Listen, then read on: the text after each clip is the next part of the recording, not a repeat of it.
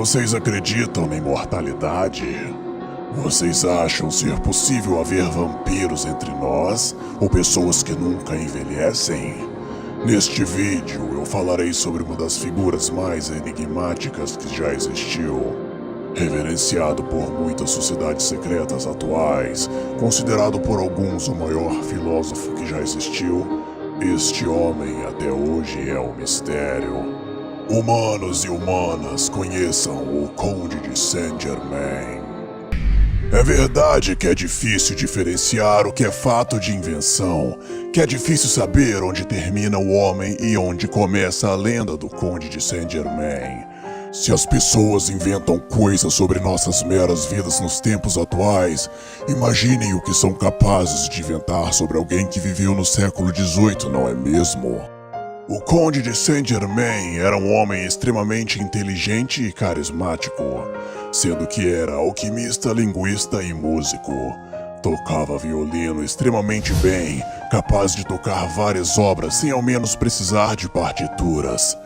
Robert Walpole, um famoso político britânico, escreveu em suas anotações que o Conde de Saint-Germain falava francês e italiano fluentemente e entendia polonês, embora fosse fácil perceber que nenhum desses idiomas era realmente seu idioma nativo, portanto ele não seria nem francês nem italiano, provavelmente de algum país cujo idioma nativo fosse espanhol ou português. Alguns dizem que ele falava bem mais que 4 idiomas fluentemente. Saint-Germain também parecia ser rico e estava sempre a presentear pessoas com pedras preciosas, embora ninguém sabia de onde vinha sua fortuna. Haviam boatos de que ele possuía a Pedra Filosofal e com ela podia transmutar metais, como por exemplo, transformar chumbo em ouro e nunca envelhecer. As origens desta notável figura eram desconhecidas. Ele falava sobre eventos os quais não poderia ter presenciado, mas de tal maneira que as pessoas realmente acreditavam que ele estava lá. Não é preciso dizer que as mulheres eram fascinadas por ele. Por causa de sua inteligência, carisma e abastamento, o Conde de Saint-Germain vivia em meio às pessoas da alta sociedade, sendo bastante apreciado por Madame de Pompadour, pelo filósofo Voltaire e pelo próprio rei Luís XV. Ele sumia por uns tempos e reaparecia anos depois, sempre aparentando estar na casa dos 40 anos. Ninguém também nunca o via comer em público. Inclusive Giacomo Casanova, o famoso charlatão e conquistador de mulheres, escreveu: "O melhor jantar que tive foi com Madame de Robert George, que veio com um famoso aventureiro, conhecido pelo nome de Conde de Saint-Germain. Este indivíduo, ao invés de comer, falava do começo ao fim da refeição, e eu segui seu exemplo e respeito e também não comi, mas o ouvi com grande atenção. Deve-se dizer que como conversador ele é incomparável. Saint-Germain sempre se mostrava como uma pessoa surpreendente e conseguia causar espanto e maravilhar as pessoas. Ele era um estudioso, linguista, músico e químico, tinha boa aparência e era um perfeito cavalheiro. Durante um tempo distribuiu maquiagem e cosméticos. Ele as lisonjeava, não que pudesse fazê-las ficarem jovens novamente, o que modestamente confessou que isso estava além de sua capacidade, mas que a beleza podia ser conservada por meio de um produto que ele disse custar muito dinheiro, mas que ele distribuía gratuitamente. Ele havia conseguido o favor de Madame de Pompadour, que havia falado dele para o rei, por quem ele havia feito um laboratório em que o monarca, um mártir ao tédio, tentou encontrar um pouco de prazer ou distração ao fazer tinturas.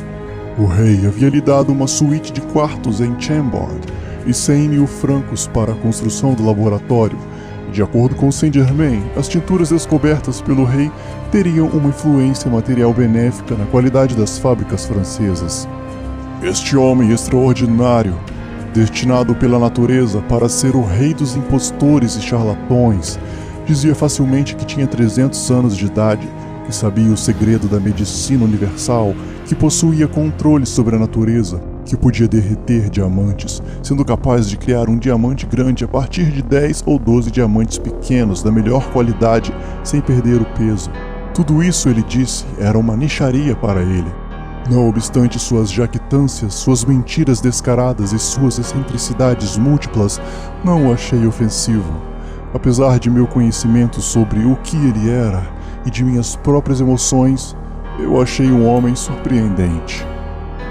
Uma das primeiras aparições do Conde de Saint-Germain aconteceu na Inglaterra em 1745, quando ele contribuiu para uma ópera no Teatro Haymarket, em Londres. No mês de dezembro deste mesmo ano, ele foi preso acusado de espionagem durante as rebeliões Jacobites, mas foi liberado em seguida. Em 1749, ele fez mais 2 apresentações em Londres, em abril e maio. Saint-Germain apareceu na França em meados de 1748. Em 1749, ele foi empregado pelo rei Luís XV para missões diplomáticas. Em 1760, durante a Guerra dos 7 Anos, Saint-Germain viajou para a Holanda, onde ele tentou fazer negociações de paz entre a Inglaterra e a França, mas por razões políticas foi expedido um mandado de prisão contra ele, que teve que fugir de volta para a Inglaterra. Em 1779, Saint-Germain chegou em Altona, em Schleswig, onde fez amizade com o príncipe Charles de Hesse-Kassel, que também era interessado em misticismo e era membro de várias sociedades secretas, inclusive.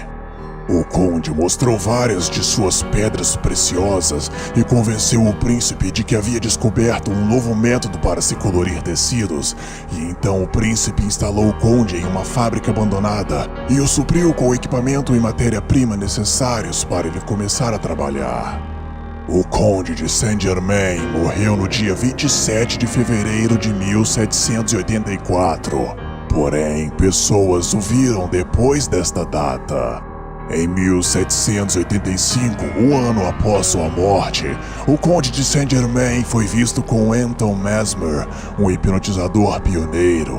Inclusive, alguns dizem que foi o próprio Conde que ensinou Anton as ideias básicas do hipnotismo e do magnetismo pessoal. Há registros oficiais da maçonaria que mostram que o Conde de Saint-Germain a representou em uma convenção no ano de 1785, um ano depois de ter morrido. Depois da tomada da Bastilha na Revolução Francesa em 1789, a Comtesse de Ademar disse que ela teve uma longa conversa com o Conde de Saint-Germain. Ela também disse o ter visto novamente em 1821, sendo que mesmo após todo aquele tempo, ele aparentava estar na casa dos 40 anos, ou seja, 37 anos depois de ter morrido, Saint-Germain foi visto com a aparência de um quaternário. O filósofo Voltaire teria dito que o conde era um homem que nunca morria e que sabia tudo. O Emperor da Golden Dawn, David Griffin, disse que o Conde de Saint-Germain teve papel fundamental na guerra contra os Illuminati na Bavária, na Alemanha. In opposition to this Illuminati conspiracy, the Count of Saint-Germain gathered together all of the spiritual orders within and around Freemasonry. The alliance of spiritual orders gathered by the Count of Saint-Germain were able to check the plans of the Illuminati and stop them from infiltrating and controlling all of Freemasonry. Depois de 1821, o Conde de Saint-Germain adquiriu outra identidade. Albert Vanden, um jornalista e escritor inglês, disse ter conhecido um homem muito parecido com ele, que dizia se chamar Major Fraser. Este era um homem que vivia sozinho, era abastado, mas ninguém sabia de onde vinha sua fortuna. Tinha um enorme conhecimento sobre todos os países da Europa em todas as épocas. Seu conhecimento parecia não ter vindo de livros, parecia que ele havia presenciado os eventos históricos. E falava com um sorriso no rosto que conversou com Nero, Dante e tantas outras figuras históricas. Major Fraser desapareceu sem deixar rastros. Entre 1880 e 1900, membros da Sociedade Teosófica, inclusive a famosa mística Helena Blavatsky, alegaram que o Conde de Saint-Germain estava vivo e trabalhando no desenvolvimento espiritual do Ocidente. Reforço novamente que não se sabe o que é verdade e o que é mentira, mas uma coisa é certa: o Conde de Saint-Germain foi uma figura notável. Mas a história não acaba por aí. Nos anos 70, um homem chamado Richard Chanfrey ficou preso durante 6 anos por ter agredido uma mulher. Durante este tempo na prisão, ele leu vários livros, sendo que aprendeu sobre o Conde de Saint-Germain e absorveu sua personalidade. Quando saiu da prisão, clamou ser o próprio Conde de Saint-Germain. Sua fama começou quando ele teria transformado chumbo em ouro em um programa de TV, supostamente sem truques.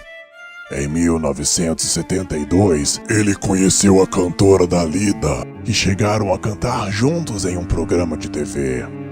Depois de se separarem, Chanfrey conheceu Paula DeLuz, uma milionária, e se tornou amante dela. Em 1983, Richard Chanfrey e Paula DeLuz se suicidaram ingerindo barbitúricos e inalando o gás do escapamento de carro, ou seja, o tão letal monóxido de carbono. Será que Richard Chanfrey era mesmo o Conde de Saint-Germain que voltou, ou nunca morreu? O próprio Saint-Germain do século XVIII alegava ser filho do príncipe Francis II Rákóczi da Transilvânia. Transilvânia. Não parece familiar? Pois esta é a região onde nasceu a inspiração para a lenda do Conde Drácula. É onde viveu Vlad o Empalador. Será que o Conde de Saint-Germain era um vampiro? Uma pessoa sedutora que nunca envelhece e nunca come. Há de se suspeitar, não?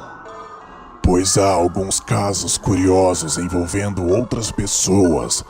Casos de pessoas muito parecidas, mas de épocas diferentes. Ou seriam a mesma pessoa? Temos, por exemplo, o caso de Paul Monet, um ator francês que viveu no século XIX, cuja semelhança com o ator Keanu Reeves é inegável. Ainda há muitos outros casos de pessoas que têm outras pessoas parecidas com elas que viveram em outras eras.